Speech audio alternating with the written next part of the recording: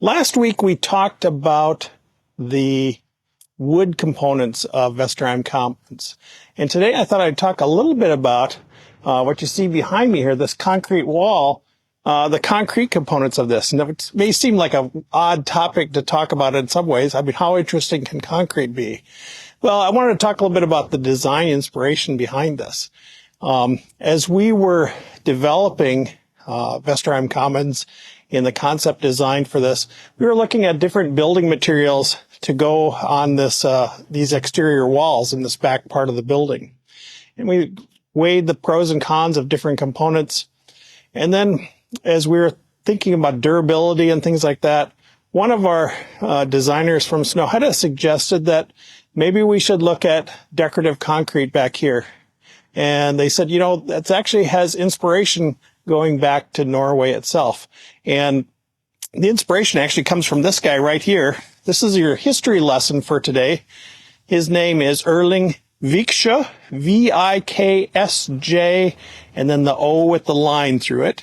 And he came to prominence after World War II in Norway and helped to develop a number of structures kind of in post-war Norway, and really experimented with the use of concrete in a number of different ways. How he could put designs in it, decorative effects in it.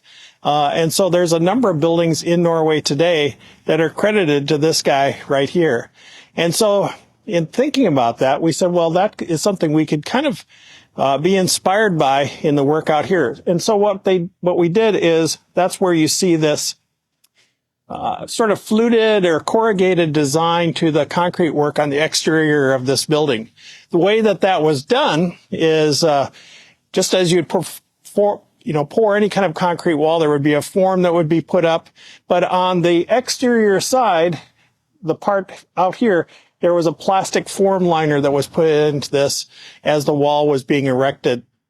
And that helped to create this shape. So a little bit like when you were a kid and you used Play-Doh and used one of those machines to push the Play-Doh through. Well, this formed the concrete into this decorative shape here.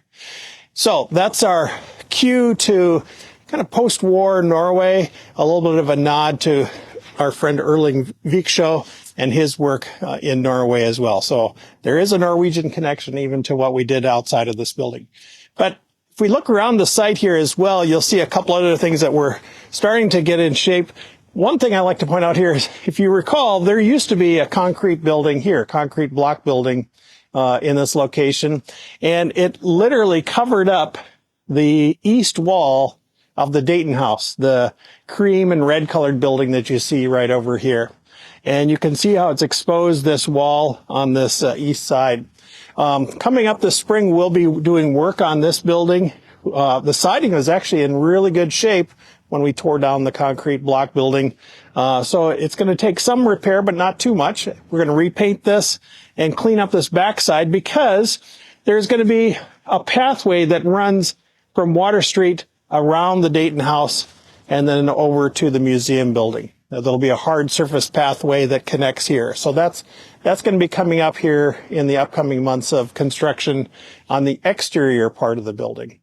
And then behind us here, kind of where you see these large pieces of machinery sitting out here, this is about the location where our patio space is going to be for the building. Doesn't look like much right now, but there's going to be a concrete patio out here with a decorative basically a decorative scribed pattern within the concrete itself. So a lot of concrete work to come up this spring, but I wanted to point out today just the inspiration between this building and our connection to Norway with Erling Viksjø. So thank you again for joining us today. And just as a reminder, we are still in the process of raising funds for the Strong Roots, Bold Future campaign. We have a challenge out there right now that if you give a gift of $1,000 or more, it'll be matched dollar for dollar. And so if you're thinking of being a part of this campaign, I encourage you to check that out at strongrootsboldfuture.org. So with that, wish you all a happy weekend here, and we're going to continue to dig out from the snowstorm we just had. So thank you very much.